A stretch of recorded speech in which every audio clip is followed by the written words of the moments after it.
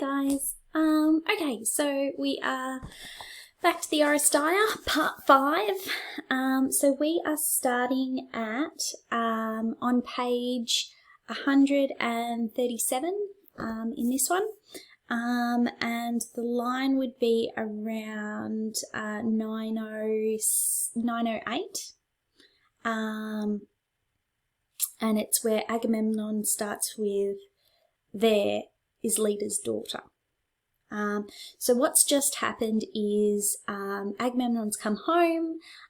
He's kind of arrived and I guess sung his own praises in terms of the war, and he's kind of, said, "Oh, we smashed them, like we totally ruined the city, we've taken all their gold, ha ha ha ha ha," as revenge for what happened with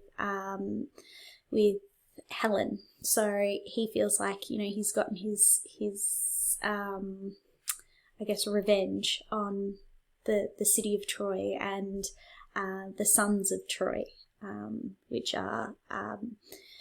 is the guy who stole Helen. So he arrives home, he kind of sings his own praises, and the chorus are rapt to have him home as well, because they want him to be home so that I guess he can reclaim the city and bring it back to what it used to be. That's their view, that hopefully now that he's back, the city will become the proud place that it once was. And then you have Clytemnestra, who has kind of done this big song and dance, trying to show how happy she is that her king is home, and that she has been waiting patiently for him to come home, and, has totally forgotten about the fact that he killed their daughter, and like, no, that's totally fine, I'm totally over it. And, to show this, she brings out her posse, her girl posse, and they roll out these red tapestries for him to walk back up to the palace, because she's like, no, you are too amazing to walk on the dirty ground anymore, that you have to walk on these tapestries instead. And so so she's trying to show that that she's really glad for him to be home, but we know that that's all bullcrap, that she's much more devious than that. So we are starting with Agamemnon, where it says, "There is Leda's daughter." Now Leda's daughter is Cassandra. Now Cassandra is, like we were saying in the last installment, Cassandra is Paris's cousin. So she's a daughter of Troy. She would have been like a princess.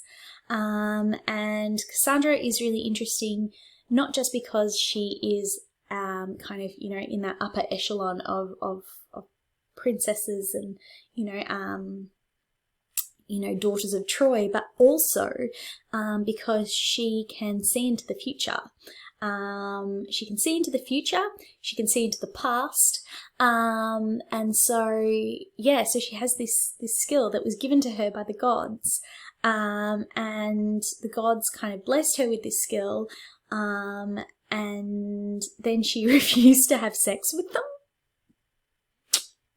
She's really beautiful, and they wanted her to have sex with them, and she was like, "Nah, I'm good, thanks, but I'll take the cool talent, but I'm good, thank you."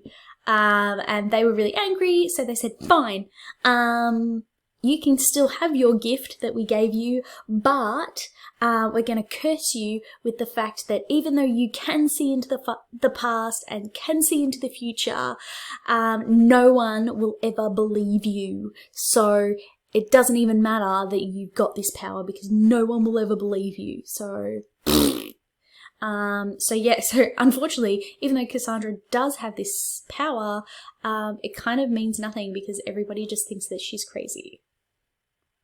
What can we say?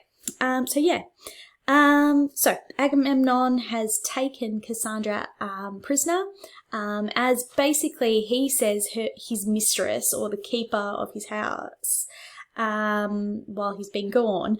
But I mean, it's more like that she's probably actually just a sex slave, that she isn't choosing to be there, that she's been taken. And she doesn't really get any say in that matter. She's kind of part of the spoils of war, I suppose you would say. Poor old Cassandra. All right, so let's go. There is Leader's daughter, the keeper of my house, and the speech to suit my absence much too long. But the praise that does us justice, let it come from others, then we prize it. This, you treat me like a woman, grovelling, gaping up at me. What am I, some barbarian peacocking out of Asia? Never cross my path with robes and the draw of lightning. Never! Only the gods deserve such pomps of honour and stiff brocades of fame. To walk on them, he's referring to the carpets, I am human, and it makes my pulses stir with dread. Okay, so he introduces Cassandra. Interestingly, he introduces her as the keeper of my house, basically implying that this has been my wife while I've been gone.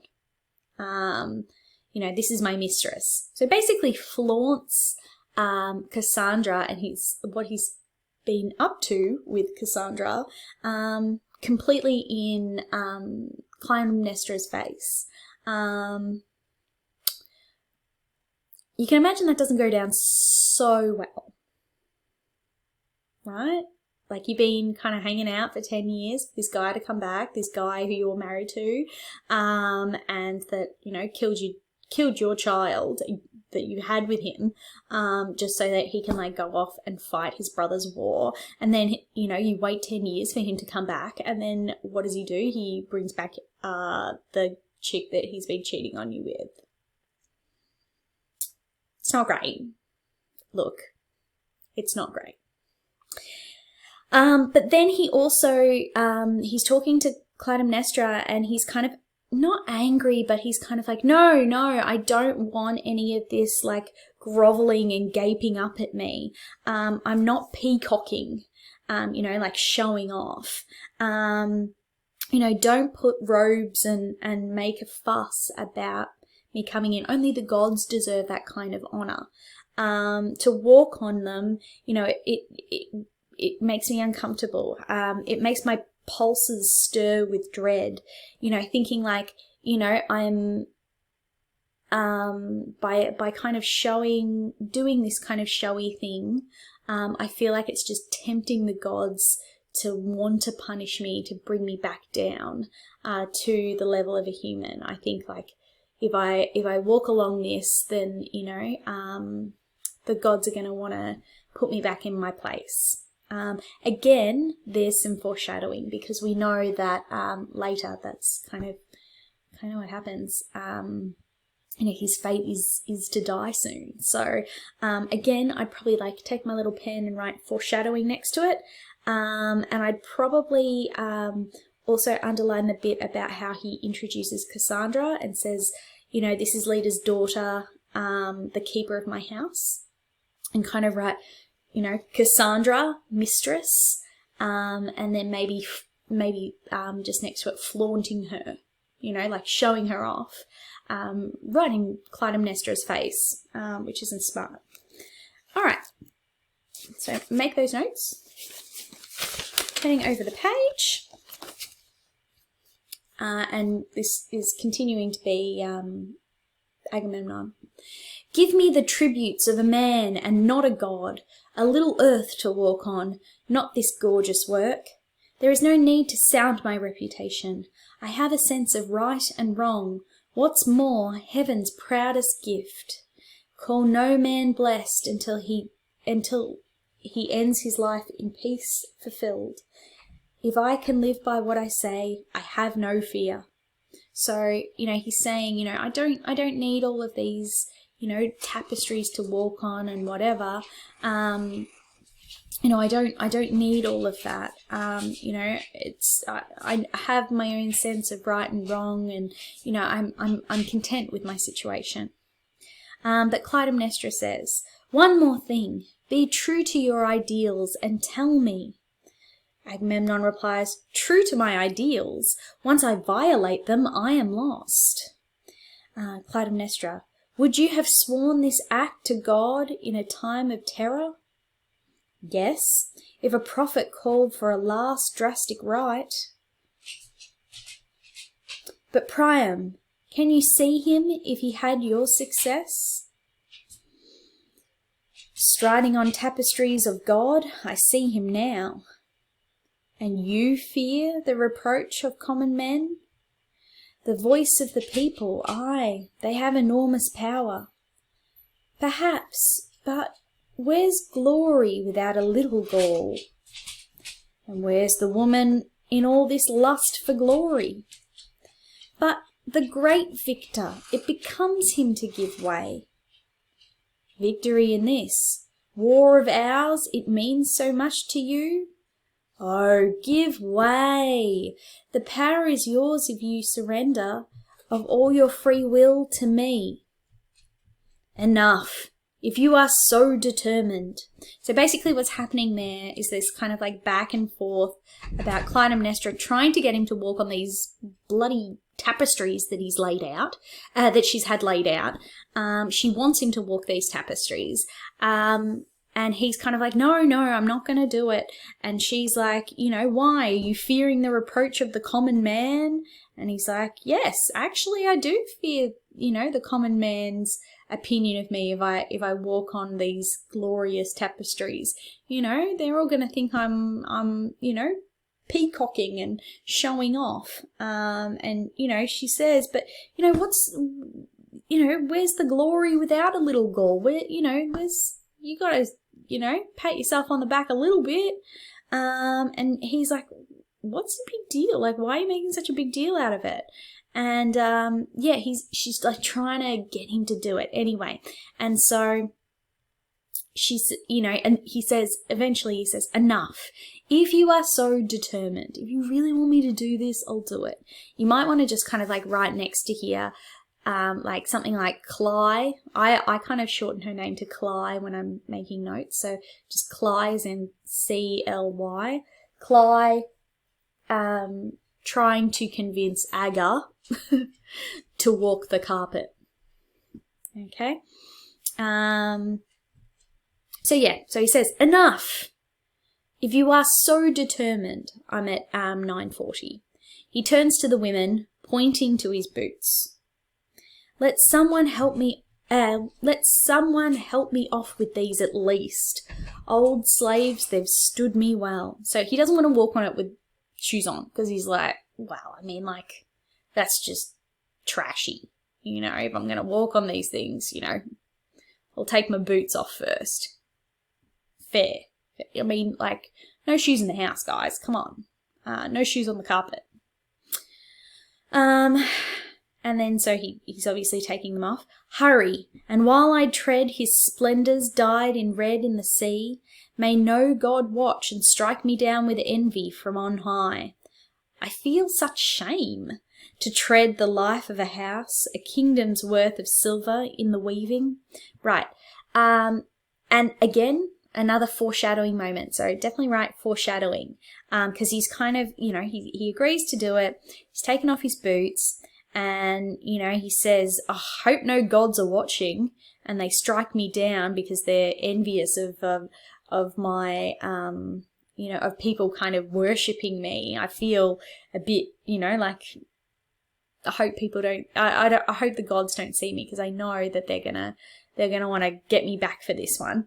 And he says, interestingly, "I feel such shame." He's kind of embarrassed about how, like, gaudy and, like, I guess the word you guys would use is bougie. It's so bougie to do this.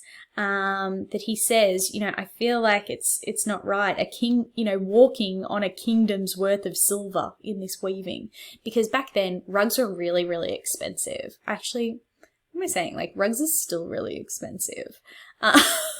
So carpets or rugs were really expensive because they were made by hand. Everything was hand woven. And if you have a rug in your house, when you get a bit of time, I want you to lie down on that rug and have a look at how it's like woven together.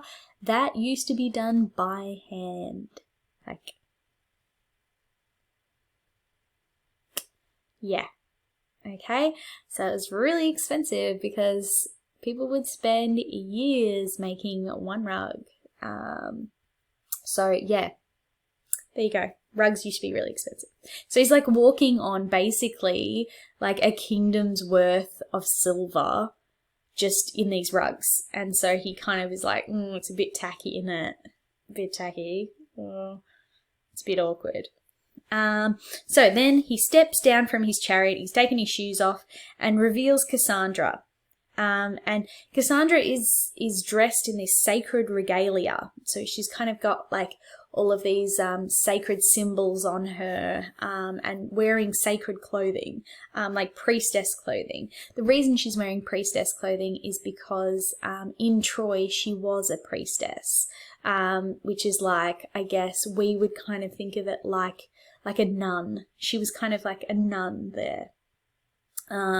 Which kind of makes it even more, because so the priestesses were married to the gods, and so just like nuns, they wouldn't have been married, or like they were married to their faith, and so that's why it's even kind of more, I guess, weird or uncomfortable that he has taken Cassandra, of all people, as his mistress. Mistress kind of implies that like she's into it, and we don't really get any indication that she is. Okay, so he steps down from the chariot and he reveals Cassandra. And she's dressed all in her sacred regalia, the fillets and rows and a scepter of Apollo. So she was a priestess of Apollo, as in she swore her life to Apollo. So he steps off and he says, done is done, as in, okay, fine, I'll walk on it. Escort this stranger in, be gentle, conquer with compassion. Then the gods shine down upon you gently. No one chooses the yoke of slavery, not of one's free will, she least of all. The gift of the armies, flower and pride of all the wealth we won. She follows me to Troy.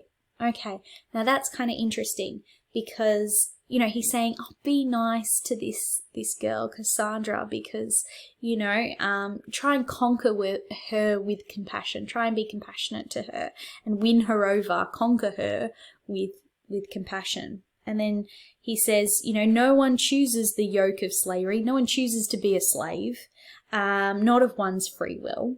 And she least of all. She really doesn't want to be here. So even Agamemnon knows that Cassandra doesn't want to be there, that he has taken her very unwillingly. So yeah, interesting and kind of gross. Anyway. And he says, and now, since you have brought me down with your insistence, just this once I enter my father's house, trampling royal crimson as I go. So he starts walking down the carpet. He takes his first steps and pauses. So now Clytemnestra speaks, and what she's trying to do is kind of, I guess, put Agamemnon at ease a little bit and kind of get him to loosen up a little bit about walking down this red carpet, this red tapestries. She says, there is the sea, and who will drain it dry? As precious as silver, inexhaustible, ever new, it breeds more we reap it. tides on tides of crimson dye, our robes blood red. Our lives are based on wealth, my king. The gods have seen to that. Destitution, our house has never heard the word. I would have sworn to tread on legacies of robes at one command from an oracle. Deplete the house, suffer the worst to bring back that dear life. Okay, so what she's saying there is she's like, look, these robes, we dyed them in the sea, and, you know, they turned the robes blood red. You know, like, we can get more. Like, what's the big deal? You know, our lives are very wealthy. We're very wealthy people. You know, the gods have seen to that. And we've never heard the word destitute. Destitute means, like homeless, like really poor. And she says, hey, I would have walked on on legacies of robes, loads of robes, at one command if I thought that it would bring your life back. So she's trying to kind of like talk him into it. And so Agamemnon, hearing this, feels encouraged that, it's okay to do this. And so he strides into the entrance, and Clytemnestra continues to speak. She says, when the root lives on, the new leaves come back, spreading a dense shroud of shade across the house to thwart the dog star's fury. So you return to your father's hearth and bring us warm in the winter like sun. And you are Zeus when Zeus tramples the bitter virgin grape for new wine, and welcome chills steals through the house. At last the master moves among his shadows of his house, fulfilled. So she's kind of really laying it on thick about that she's happy that he's back. She's saying, you bring us the warmth in the winter like the sun. She's really laying it on thick. Anyway, remembering, this is the guy who killed her daughter. Like, can you imagine having to say that about the guy who killed your daughter? It's all an elaborate ruse. Anyway, so he goes over the threshold, and the women gather up the tapestries while Clytemnestra continues to pray. She's talking to Zeus now, and she says, Zeus, master of all fulfillment, now fulfill our prayers. Speed our rites to their fulfillment once for all. And then she enters the palace and the doors close. And then the old men huddle in terror. So the chorus kind of bank together and they're like, I got a bad feeling about this. So now the chorus speak. Again, remember this would be in song, but I'm not punishing you. They say, why? Why does it rock me? Never stops. This terror beating down my heart. This seer sees it all, meaning Cassandra.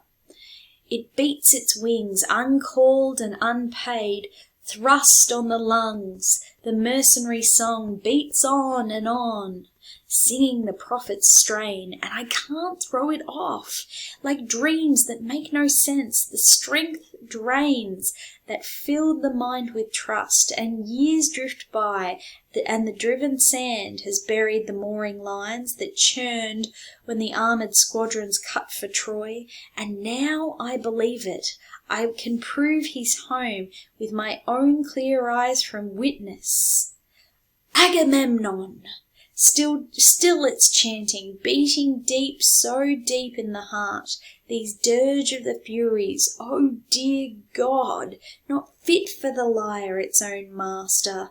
It kills our spirit, kills our hope. It's real, true, no fantasy. Stark terror whirls in the brain, and the end is coming, justice comes to birth. I pray my fears prove false and fall and die and never come to birth. Okay, so the chorus have kind of like got together and they're like, I'm just feeling really nervous. My heart is really beating really hard. Its mercenary song beats on and on. And I can't throw it off. I can't get rid of it. I'm just worried. I'm really worried and I don't know why. And he's like, I wish I could just get myself to calm down. And he's like, it's real, it's true, he's home, it's fine, he's survived, I need to just calm down. And he says, I pray that my fears prove false. I hope that the feeling that I'm having about that there's something unusual or scary happening, I hope that that proves false. And, and they never come to birth. This fear that I have never comes to birth. Again, we've got foreshadowing that people are feeling anxious. They don't know why, but it's like almost that they can predict the future, which, to be honest, Cassandra actually can. Okay, and it says, even exultant health, well we know, this is still the chorus, exceeds its limit, comes so near disease that it can breach a wall within. Even a man's fate, held true on course, in a blinding flash rams some hidden reef, but if caution only casts a pick of the cargo, once well balanced cast, the house will not go down, not outright, labouring under its wealth of grief, the ship of state rides on. Yes, and the great green bounty of God, sown into the furrows year by year, and reap each fall, and can end the plague of famine. But a man's lifeblood is dark and dark and mortal. Once it wets the earth, what song can sing it back? Not even a master healer who brought the dead to life. Zeus stopped a man before he did more harm. Oh, if only the gods had never forged the chain that curbs our excess, one man's fate curbing the next man's fate. My heart would outrace my song. I'd pour out all I feel. But no, I choke with anguish, mutter through the nights, never to ravel out a hope in time, and the brain is swarming, burning. All right, so here he's talking about, again, that he feels this, they feel this anxiety about something that's to come. They can feel it. And they talk about, when we're looking at around line 1020, but a man's lifeblood is dark and mortal.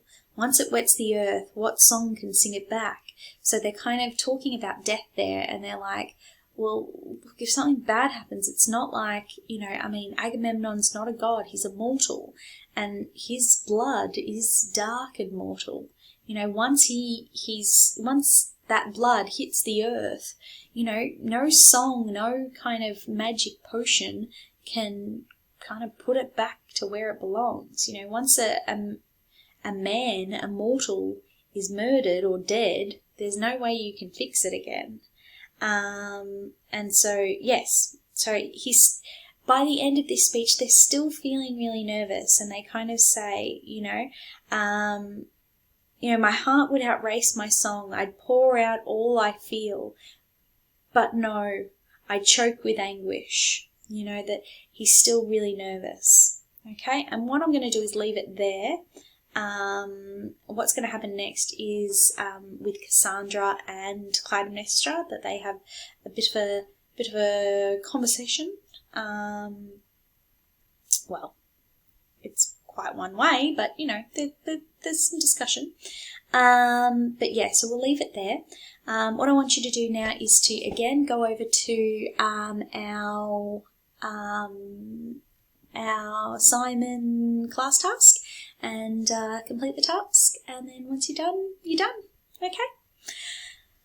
Have a good one. Bye.